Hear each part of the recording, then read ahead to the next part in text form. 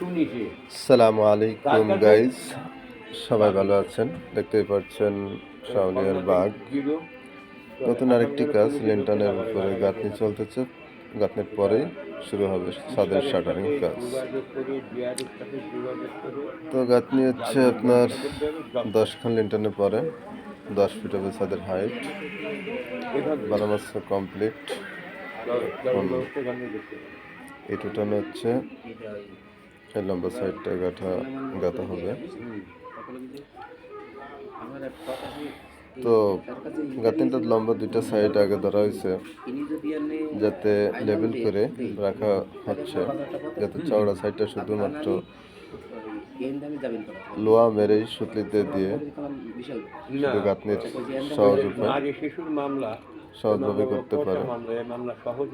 আর গাঁথনিটা দেখতে পাচ্ছেন, ইটে কোনো বালি রাখা হচ্ছে না, সুন্দরভাবে পুরানো হচ্ছে।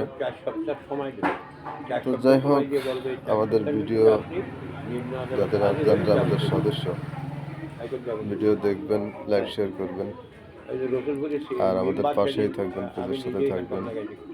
তো ভালো থাকেন, সুস্থতা কামনা করি। আল্লাহ হাফেজ।